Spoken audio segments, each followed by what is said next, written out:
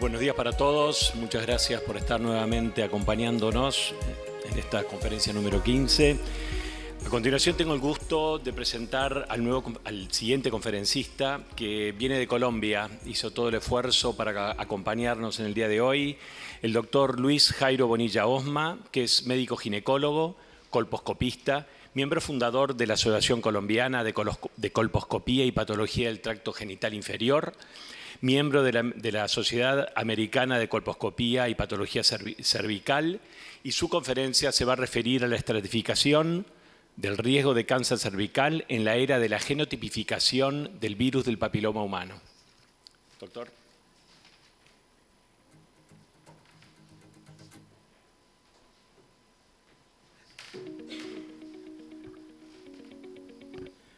Bueno, mil gracias. Antes de comenzar, quiero dar mis más profundos agradecimientos por la invitación que se me ha hecho para manejar uno de estos temas que para mí es verdaderamente una pasión, más que un trabajo. Me va a quedar muy difícil dictar esta charla después de esa ponencia tan maravillosa que acabamos de escuchar.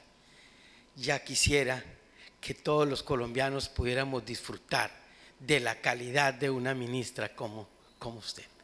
De verdad me llegó al alma, como quisiéramos tener un ministerio representado por una persona como usted, doctora. Bueno, vamos a abrir esta charla con algo muy importante, y es no perder el objetivo.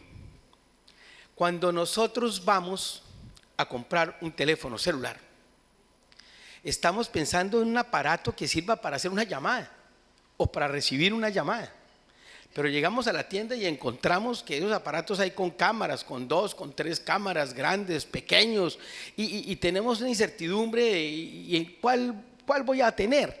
Pero mi objetivo era recibir una llamada, y eso nos sucede hoy en día con biología molecular. Cuando nos llega una paciente a tamizaje, empezamos a pensar, bueno, pero ¿era con pruebas de DNA o de RNA? ¿Será que a esta paciente le hago una citología líquida, una tinción dual, una metilación? Porque cada vez que vaya a un evento médico, cada vez que vaya a un congreso, voy a tener una tecnología diferente y pierdo mi objetivo. Así como en el celular el objetivo era hacer una llamada, aquí el objetivo es solamente uno: disminuir la incidencia y mortalidad por cáncer de cuello uterino. Entonces, así como diría yo, ¿cuál teléfono me sirve para una llamada? No tengo que comprar ni el mejor ni el más grande, el que me sea útil. ¿Cuál es la prueba de BPH que necesito yo para disminuir la incidencia y la mortalidad por cáncer de cuello uterino? Y eso es lo que vamos a tratar de dilucidar en este momento. En tan solo 4 horas, créanme que este concepto queda claro. Creo que me toca apuntar hacia allá para que funcione. Entonces, el objetivo es simplemente disminuir cáncer. Y como sabemos nosotros que el principal factor de riesgo es el virus del papiloma humano, pues quiere decir que aquellas pacientes que no tengan el virus del papiloma humano, me tengo que olvidar de ellas. Fácil, no debo perder el horizonte. Y aquellas pacientes que estén infectadas por virus del papiloma humano y además tengan una citología positiva o tengan un PAP positivo sin prueba de VPH, dependiendo del grupo etario, pues por esas pacientes sí me debo preocupar, y dentro de ese grupo me debo preocupar principalísimamente por aquellas pacientes que tengan una lesión de alto grado, porque su riesgo va a ser más alto que el resto de la población. ¿Qué quiere decir eso? Debo apuntar hacia el alto grado exclusivamente, no más. ¿Cómo hago? ¿Qué estrategia utilizo para identificar y brindar una atención oportuna con una adecuada cobertura a las mujeres con LIE de alto grado? Y ahí es donde yo tengo que colocar mi meta. Entonces, esto ha tenido una cronología en el mundo y el tiempo se pasa muy rápido. Miren ustedes cómo hace casi 20 años empezó a considerarse incluir las pruebas de VPH en tamizaje. Ya hacia el 2012, y 2012 es casi 10 años o más, se empezó a hablar de que la prueba se debía incluir, pero debemos pensar en el tipo de virus para poder lograr el objetivo de identificar las pacientes de mayor riesgo, porque ese es el objetivo. Y eso nos permitió hace ya 5 años,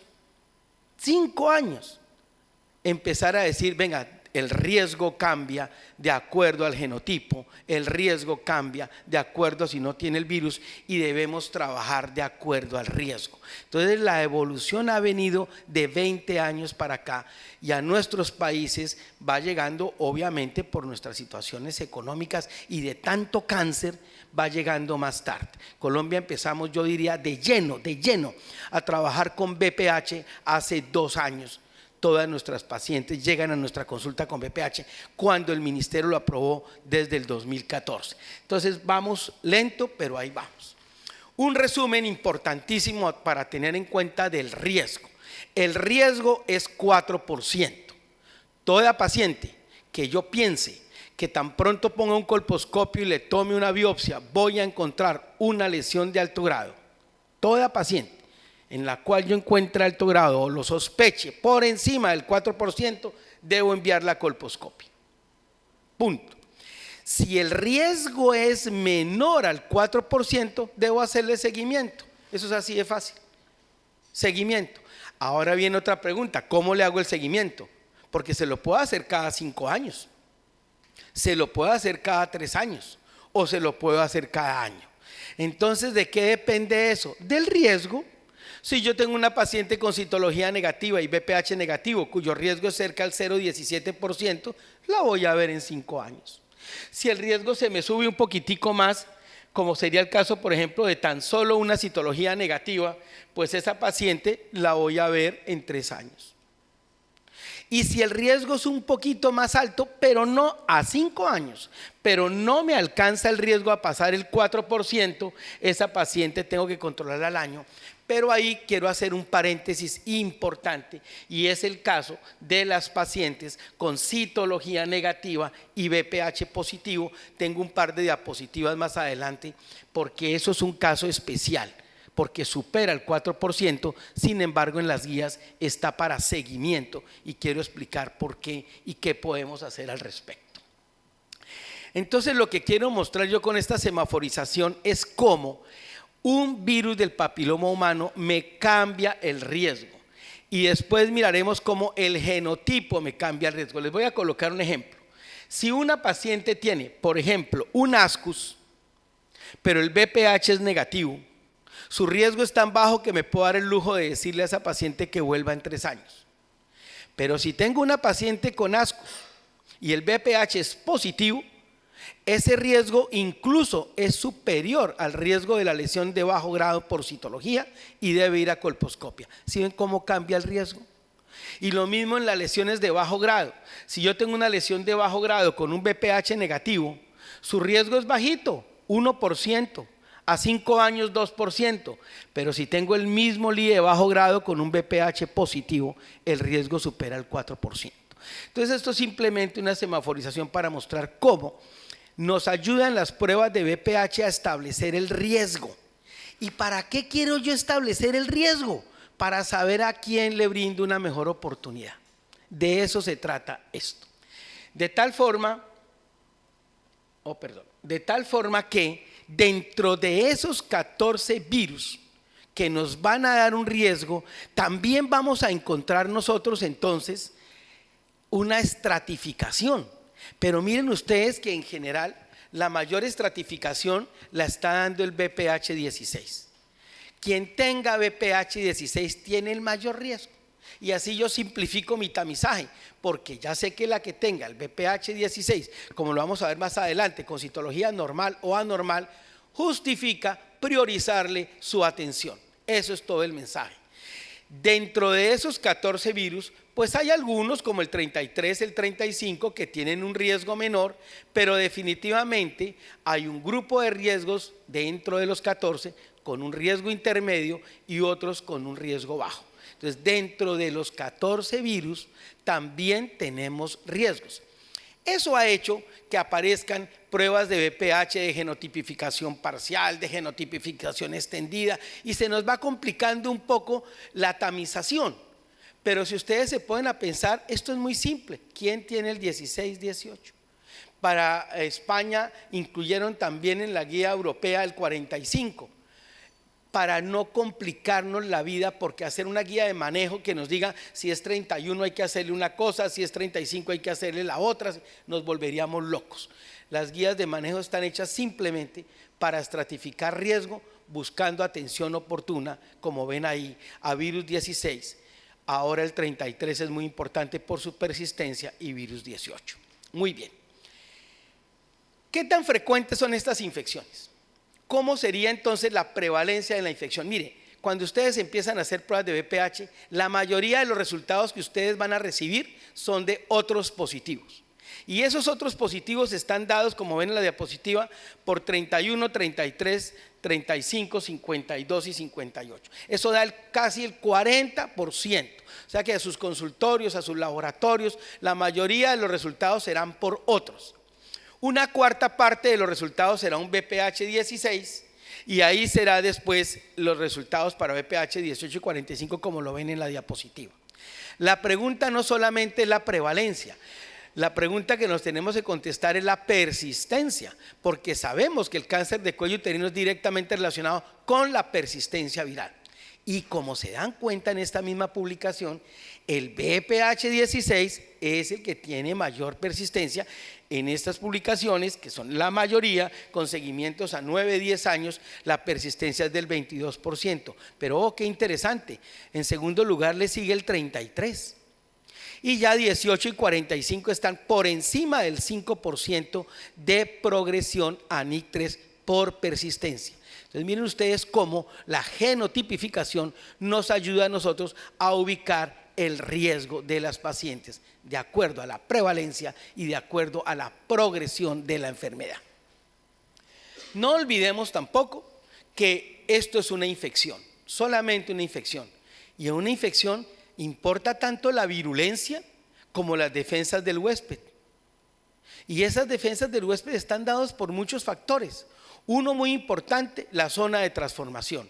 Entre mayor sea la zona de transformación, recordemos que zona de transformación, aquí nos señala muy bien, pero es el límite del epitelio exocervical con el epitelio endocervical. Si esa zona de transformación es muy amplia, cosa que sucede en las jóvenes, por eso las jóvenes tienen tanto BPH, pero no hacen cáncer, porque su cervix inmaduro tiene una zona de transformación muy amplia, y eso es un caldo de cultivo para BPH. Miremos cómo el BPH es tipo alfa 9, donde está el BPH 16, predomina en pacientes que tienen zonas de transformación amplia, y BPH no 16 predominan en zonas de transformación menos amplia o cuando no es visible. ¿Qué les quiero decir con eso? Cuando ustedes hacen pruebas de BPH van a encontrar que las mujeres mayores de 50 años es más factible encontrar virus del papiloma otros diferentes al 16, porque su límite de epitelios está dentro del canal, y que las jóvenes manejan más BPH 16 y 18 que virus otros por su zona de transformación. Igualmente es importante hablar en el huésped de su microbiota.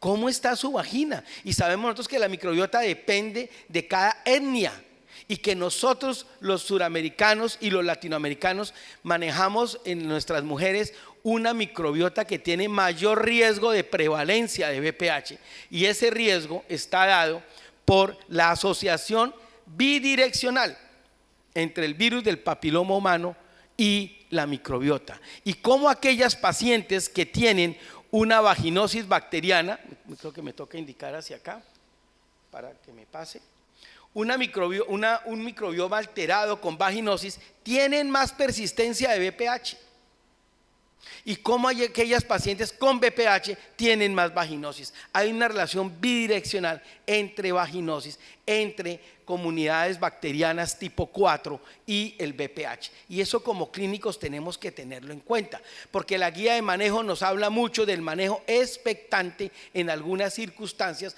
donde vamos a llevar a la paciente a un nuevo control con BPH al año. Preocupémonos por la microbiota de esas pacientes para que haga un mayor aclaramiento del BPH. En este estudio miren ustedes cómo el BPH disminuye todos los péptidos protectores de la mucosa vaginal, favoreciendo la vaginosis, y esa vaginosis favoreciendo la persistencia del BPH simultáneamente. Hay 3 indicaciones, esto lo dejamos como introducción y pasemos en aras del tiempo a mirar las indicaciones de las pruebas de virus del papiloma humano. Son 3 las indicaciones para utilizar una prueba de BPH. Uno es tamizaje, que es lo que acabamos de escuchar, que me parece bastante satisfactorio, absolutamente excelente entrar en esto. Seguimiento y el control post-tratamiento son las 3 únicas indicaciones que existen para utilizar una prueba de virus del papiloma humano. Hablemos de tamizaje. ¿Qué es lo más importante en tamizaje? Lo más importante, el valor predictivo negativo de las pruebas de BPH. Eso es lo verdaderamente importante. Mientras el valor predictivo sea del 100%, quiere decir que ese grupo poblacional negativo lo puedo dejar tranquilo. No invierto ni en recurso humano ni en recurso económico en el 85 a 90% de las pacientes. No invierto. Eso es lo más importante. ¿Por qué el afán de pruebas de BPH? Para quitarme el gasto en recurso humano y económico del 85% de la población. Porque si el BPH es negativo, su riesgo apenas va a ser del 0,17% a 5 años de tener un NIC3. Entonces de ese grupo solamente voy a tomar un 10 a 15% y ahí concentro el gasto, ahí concentro el recurso económico, ahí concentro el recurso humano en detectar esas positivas que pasaron a tener un riesgo de hasta el 7% de llegar a tener un NIC3. Pero todavía puedo hacer más para lograr justificar el recurso, para decir dónde voy a colocar exactamente el dinero. Entonces digo, bueno, entonces escojamos dentro de esas pacientes BPH positivas cuáles tienen más riesgo y le hago un triage con citología.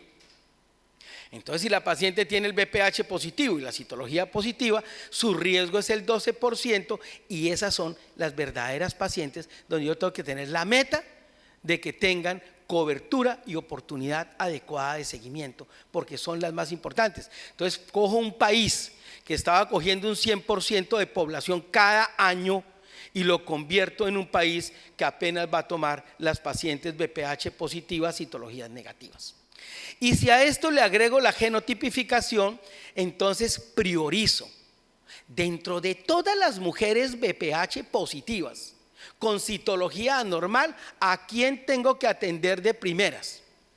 Y ese es el indicador. Tengo que atender de primeras a la de mayor riesgo y esa es la 16-18 positivo. Entonces eso permite brindarle oportunidad de colposcopia, confirmación diagnóstica y tratamiento a las pacientes en un orden que nos va a evitar que la paciente nos llegue a cáncer. Eso es básicamente el resumen de la necesidad de tamización con pruebas de BPH. Obviamente también se escogen las pruebas de BPH porque sabemos que tiene una mayor sensibilidad que la citología, detecta las lesiones mucho más rápido, casi en la primera ronda detecta la mayoría de las lesiones, detecta más LIE de alto grado que la citología. Entonces son muchas las ventajas que nos ofrece la prueba de BPH para estar absolutamente seguros que no se nos va a escapar ninguna paciente y que las vamos a detectar de una manera oportuna. ¿Qué más podemos hablar de las pruebas de BPH? Pues no son operador dependiente, entre más automatizadas sean, mejor. Y aquí viene una preocupación para contar con experiencias de mi país. Entonces las personas que hacen citotecnología o laboratorios de patología se preocupan, ay Dios mío, ¿y ahora qué vamos a hacer con las citotecnólogas? Y se van a quedar sin trabajo. No, porque todas las positivas van para citología, todas las pacientes que no cumplan con la edad de inicio de tamización con pruebas van para citología. En nuestro país los artículos dicen que la citología disminuiría un 10% y que la colposcopia también disminuiría con pruebas de BPH. Nosotros en el estudio Estampa y otras publicaciones no hemos visto hasta ahora que disminuyan las citologías y que disminuyan las colposcopias. Por el contrario, se han aumentado un poco las colposcopias. Entonces todo eso hay que tenerlo en cuenta. La correlación interlaboratorios, poder saber que en cualquier parte del país el resultado de la paciente va a ser el mismo, va a ser positivo, va a ser negativo. el procesamiento de un gran número de muestras en menor tiempo y lo que ya vimos hablar, la autotoma. De la autotoma solo les quiero dejar un mensaje. He trabajado en autotoma mucho en el país. La autotoma tomada con pruebas de PCR y tomadas mediante cepillo tienen exactamente la misma sensibilidad, con un CAPA por encima de 8.5 que la prueba tomada por el médico. Cuando ustedes lean artículos de menor sensibilidad, o es tomada con captura de híbridos o es tomada mediante hisopos de algodón, tampones o lavado vaginal. Pero si utiliza cepillo y PCR, la sensibilidad es exactamente la misma y aumenta en un 25% la participación de la mujer a los programas de tamizaje. ¿Cuántas pruebas hay? ¿Cuál vamos a elegir? ¿Cuál? Hay muchas. En este estudio del doctor Pollard del 2015, en ese momento 2015 se encontraban 300 pruebas disponibles, más o menos. Hacia la revisión del 2020 hay ya casi 700 pruebas disponibles. ¿Cómo vamos a hacer para mirar cuál utilizamos? ¿Cuál será la mejor? ¿Qué vamos a hacer?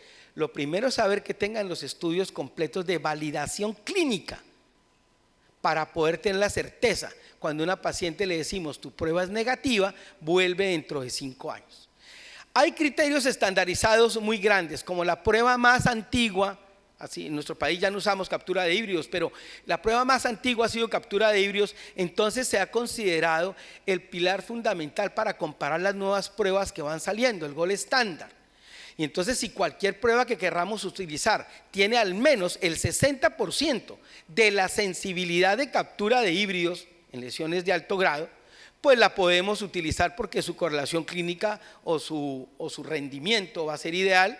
Además, debe tener al menos el 98% de la especificidad de captura de híbridos en 800 muestras con bajo grado y debe tener un 87% de correlación interlaboratorio. Eso digamos que es lo fundamental para empezar a decir cuál prueba voy a utilizar. Al menos tiene que cumplir con esto, pero no es suficiente. Yo necesito que esa prueba tenga estudios que me confirmen que si la prueba es positiva voy a encontrar lesión en el paciente. Estudios clínicos que me confirmen que si la prueba es negativa me puedo relajar y ver esa paciente dentro de 5 años. Entonces debo exigir también a la prueba que voy a utilizar estudios de casos y controles en bancos de muestras de citologías anormales, estudios de cohortes prospectivos, todo lo que yo necesite para asegurar ese valor predictivo negativo para el 85 a 90% de la población que voy a dejar en manejo expectante y que tengo la certeza de que el 15% restante voy a encontrar lesión y voy a llevar a esa paciente a colposcopia y confirmación diagnóstica. De esas 300 pruebas, según la misma publicación del doctor Pollard, de esas 300, 6 o 7 pruebas cumplen con eso. Son las que están ahí, les quiero dar sus características. La mayoría son DNA. Y aquí quiero dejar un mensaje. Al sol de hoy, como decimos nosotros, las pruebas de tamizaje aceptadas son DNA. Otro tipo de pruebas han sido aceptadas como triage, pero no para tamizaje. La mayoría de esas pruebas son por PCR, si no todas. Pueden informar de diferente manera a los grupos virales. Es importante que conozcamos eso.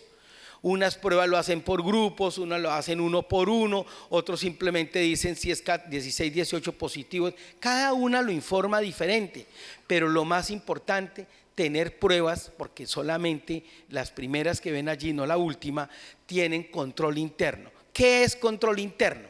Cuando una prueba de BPH está negativa, necesitamos saber, ¿está negativa o se tomó mal y por eso no salió el virus?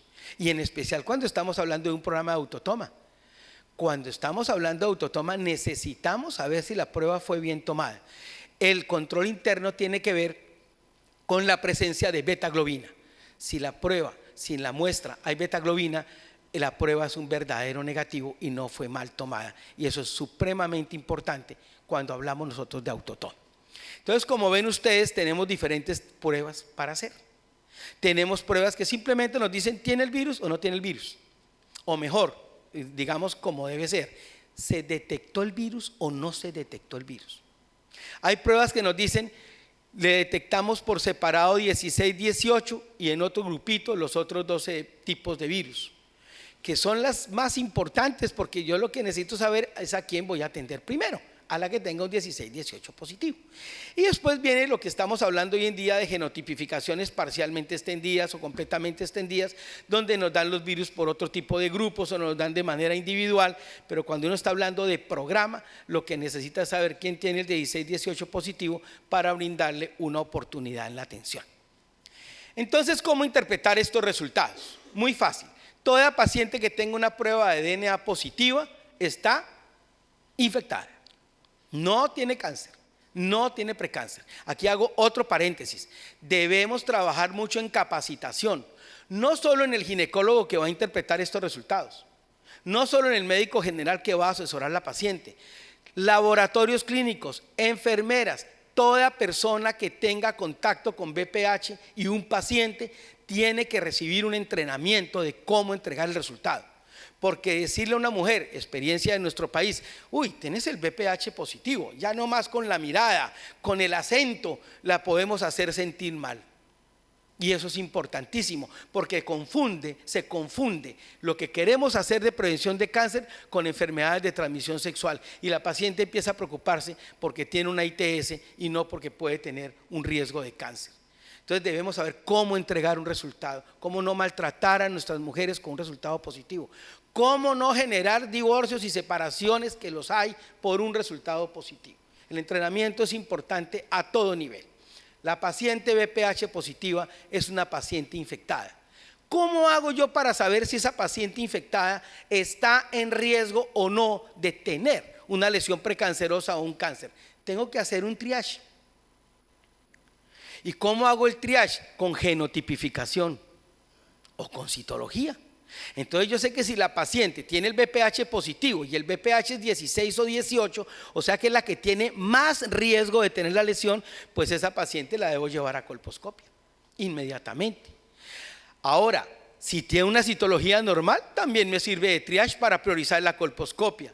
Y ahí empiezan a aparecer otro tipo de pruebas de mayor especificidad, pero menor sensibilidad que las de ADN, razón por la cual no están en tamizaje, sino de triage, que sería sobreexpresión de 6C7, la tinción dual, la metilación. Entonces, en resumen, si bien es cierto que tenemos cada día más pruebas moleculares para el manejo de estas pacientes, definitivamente se sigue utilizando o genotipificación con 16-18 o citología para priorizar. Y cuando hablo de citología, hablo tanto de citología líquida como de citología convencional.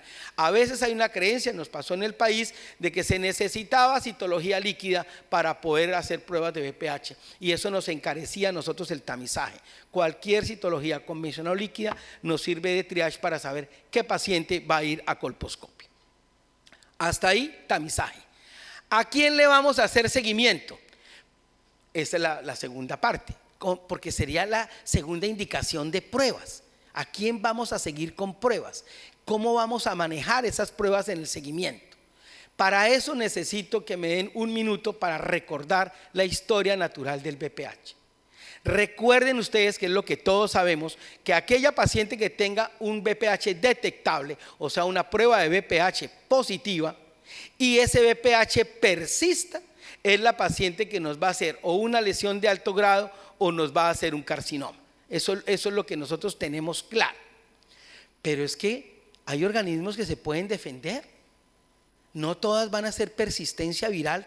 Esto es solamente el 10%. El 80-90% de las mujeres tienen un sistema inmune que va a aclarar su infección. Y entonces ahí tenemos dos tipos de respuesta.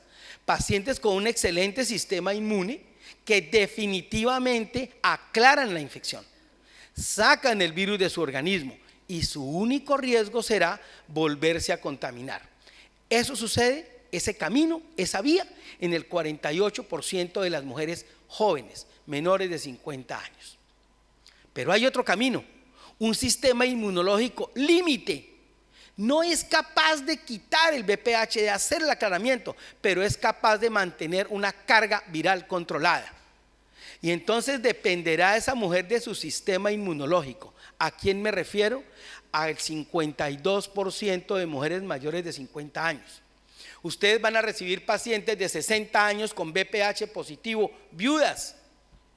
Y les van a preguntar: ¿y de dónde saqué el VPH? Si no tengo actividad sexual hace 5 años, 6 años.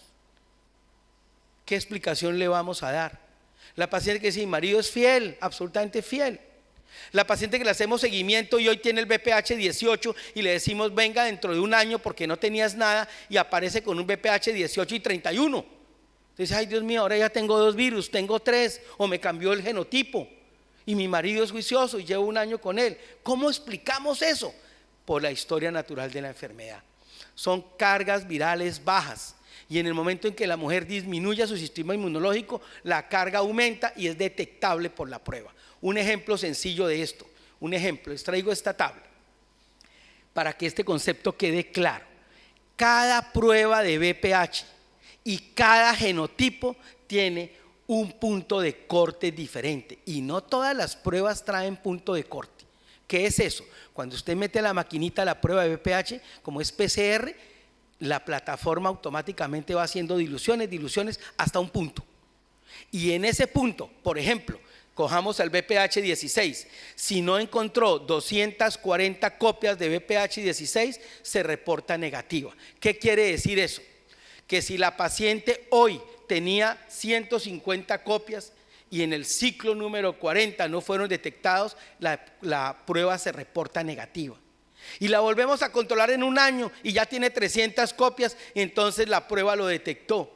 Y miren que eso cambia en cada prueba y con cada genotipo la carga viral.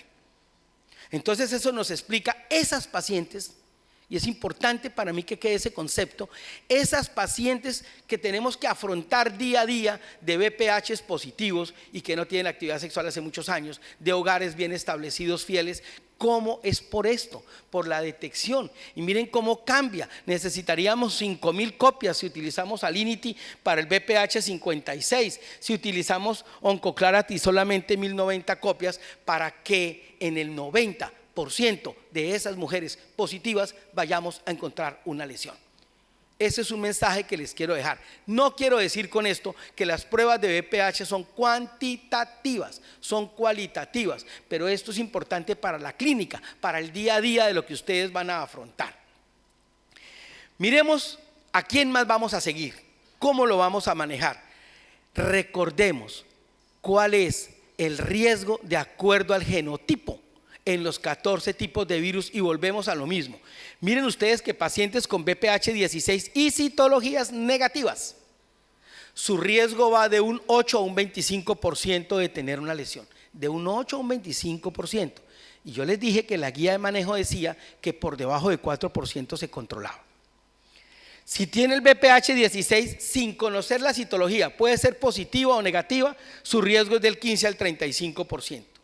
Y lo mismo sucede con VPHs 31, 18, 33, en que sea positiva o negativa la citología, el riesgo es mayor de llegar a encontrar la lesión. Entonces, este concepto de genotipificación extendida no sirve para tamizaje, nos sirve es para el seguimiento de algunas pacientes que tengan o citología negativa o ASCUS o LIE de bajo grado. ASCUS es el gran dolor de cabeza en esta estrategia, porque ASCUS son el 50% de las citologías anormales. ¿Qué hacer con los ASCUS? Para no demandar colposcopias y sobretratamientos a los ASCUS. Es un verdadero dolor de cabeza. Ahí vienen las siguientes estrategias. Entonces miren que de acuerdo, estos son los 14 genotipos, de acuerdo al riesgo del genotipo, yo puedo tratar de averiguar qué voy a hacer con la citología negativa VPH positivo, con el ASCUS y con el LIE de bajo grado. De resto, no más. Acuérdense que estamos hablando de seguimiento, porque tamizaje es únicamente ADN de VPH. Si yo tengo una citología negativa con un VPH positivo, la guía que nos dice, hágale seguimiento, vea a esa paciente dentro de un año. Eso dice la guía. Pero la guía dice, todo el que tenga riesgo por mayor del 4% a 5 años debe ir a colposcopia, ¿cierto? la guía americana, no conozco la de ustedes. Y resulta que una prueba de BPH positiva con citología negativa, su riesgo es, como ustedes lo quieran leer de acuerdo a los artículos, entre un 5 y 10%. O sea, debería ir a colposcopia, supera el 4%. Pero no lo podemos mandar a colposcopia porque la población es muy grande, es el 4% de la población tamizada y la probabilidad de cáncer en esas mujeres es muy pequeña. Entonces, ¿por qué la guía nos dice que debemos hacerle seguimiento a citología negativa BPH positiva? Porque son muchas personas con un riesgo de cáncer muy bajo. Entonces dilato 1 año el manejo. Pero tengo otras alternativas. Si yo tengo genotipificación, podría decir no, si la citología es negativa, pero el BPH es 16, 18 o 45, lo envío a colposcopia porque subí el riesgo. O puedo decir no, utilicemos genotipificación extendida. Entonces, si tiene citología negativa y el BPH es positivo para 52, 58 y 55, lo envío a colposcopia. O utilizo sobreexpresión de E6 y 7 o utilizo tinción dual. Lo que quiero dejarles de mensaje es que estas pruebas, que todos los días en todos los eventos y congresos escucharemos de estas pruebas, no están en la etapa de tamizaje, están en una etapa clínica de seguimiento para saber qué hacer con la paciente BPH positivo, citología negativa, o con la paciente con ascus o LIE de bajo grado. Entonces, en ascus o LIE de bajo grado yo puedo decir, todos los ascus van a colposcopia.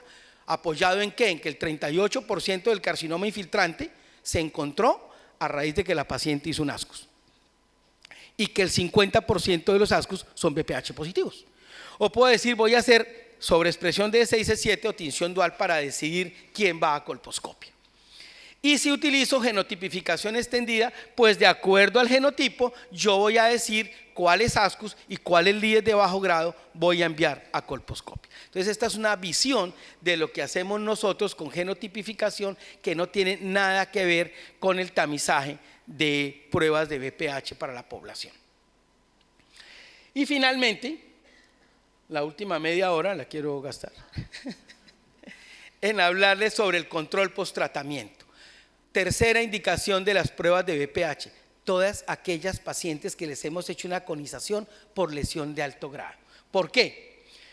Primero, por algo muy interesante, porque las pacientes que tienen lesiones de alto grado pueden reactivar nuevamente el BPH y volverse a infectar.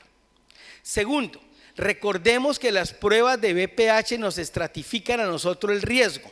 La guía americana dice, por ejemplo, que las pacientes con citología LIE de alto grado y BPH 16 y 18 tienen un riesgo tan alto que debemos pensar en un tratamiento lo más rápido posible.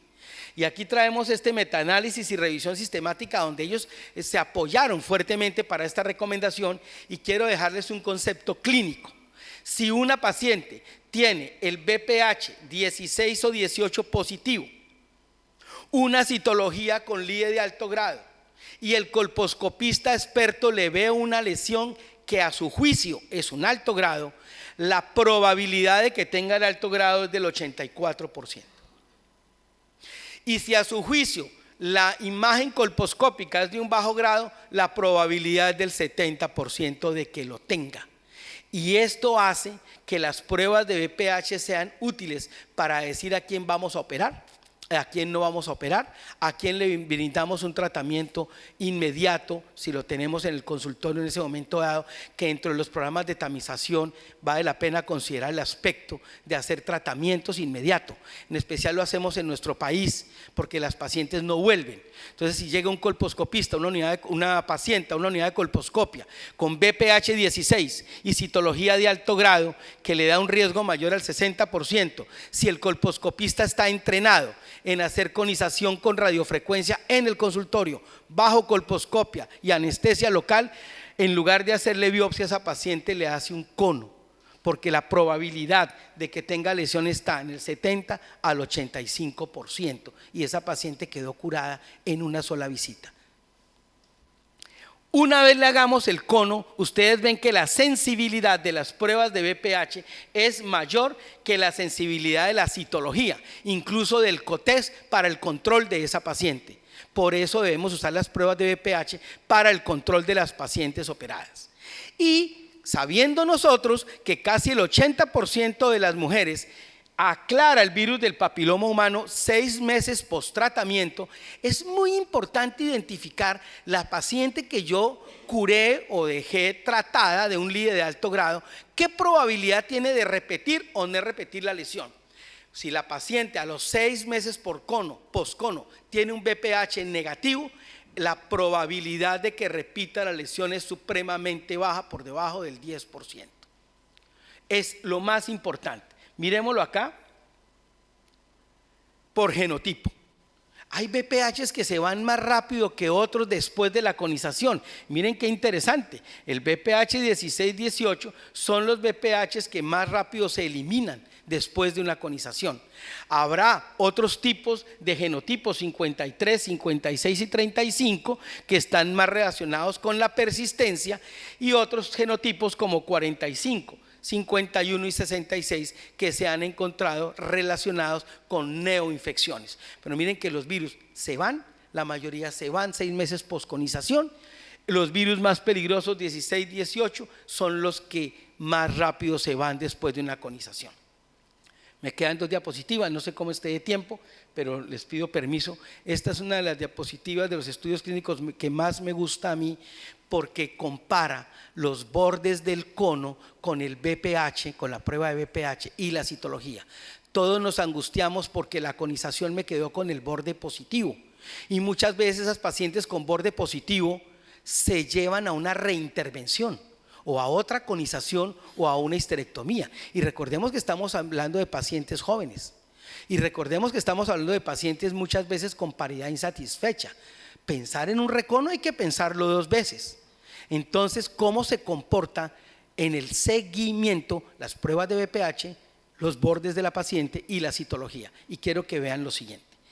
Aquí al lado derecho donde dice margen, miren ustedes si una paciente es que aquí no puedo señalar muy bien, pero miren ustedes que si el margen del cono es positivo, en el extremo inferior izquierdo de la diapositiva, pero la paciente tiene el BPH negativo, el cono me quedó positivo, tengo miedo de que le quedó lesión y que me va a repetir. Pero si la prueba de BPH a los 6 meses es negativa, la probabilidad de que repita es del 0.9%, del 0.9%.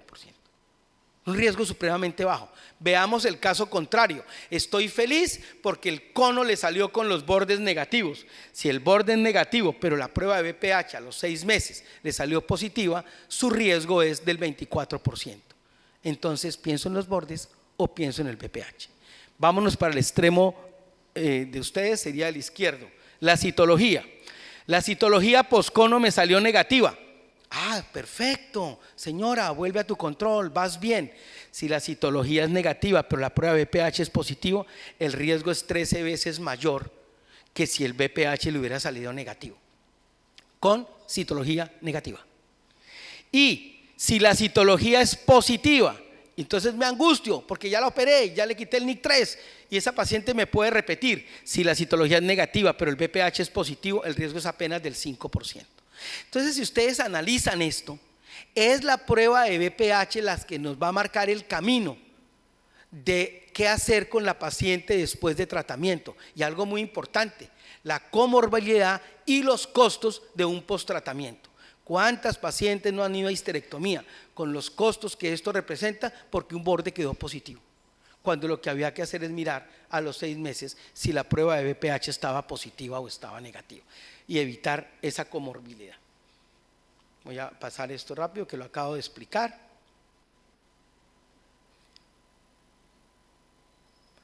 Entonces, finalmente miremos qué dice la guía de manejo sobre seguimiento. Y aquí me vuelvo a referir, esta es mi última diapositiva, sobre la tablita que yo les mostré anteriormente. ¿Se acuerdan que les dije que el BPH puede ser detectable o no detectable? Entonces yo le hago un cono a una paciente, le hago el control de 6 meses y el BPH le sale negativo. Entonces la guía de manejo dirá, venga, si usted le hizo un cono y lo preferible es hacerle seguimiento con BPH, si mi BPH es negativo, como lo acabo de explicar, yo debería relajarme. Y si yo me relajo, ¿por qué la guía de manejo dice, no señor, no se relaje, sígale haciendo prueba de BPH cada año hasta que tenga 3 resultados negativos? Y la última guía dice no cada año, sino 18 meses, o sea, 2 pruebas. Y si ya tiene 3 resultados negativos, sígala con BPH cada 3 años hasta que cumpla 25 años. Y eso hay que meterlo dentro del presupuesto cuando un país entra en pruebas de BPH. Porque esas pacientes que apenas son el 8%, las que hacen alto grado, van a requerir prueba de BPH cada año por 3 años y después cada 3 años por 25 años. Son poquitas pacientes, pero es un dinero que hay que tener en cuenta. ¿Por qué se los digo? Porque en nuestro país tenemos ese problema. Como el mensaje que llegó a las entidades de salud es BPH cada 5 años, cuando nosotros ordenamos un control de BPH al año se lo niegan al paciente, porque la norma dice cada 5 años. Entonces nos toca a nosotros llamar, mire por favor, es que le hice un cono, tenía un carcinoma in situ, necesito hacerle el BPH en 6 meses. Eso hay que trabajarlo como experiencia de nuestro país. Entonces, ¿por qué sucede esto? ¿Por qué la guía nos dice que tenemos que hacer BPH cada año? Por la carga viral. Después de un cono puede haber una carga viral baja y la prueba sale negativa. Y al año vuelve y sube la carga viral y vuelve y se positiviza. Entonces por eso la guía nos dice sígala cada año por 3 años para que usted esté seguro que definitivamente hubo un aclaramiento viral.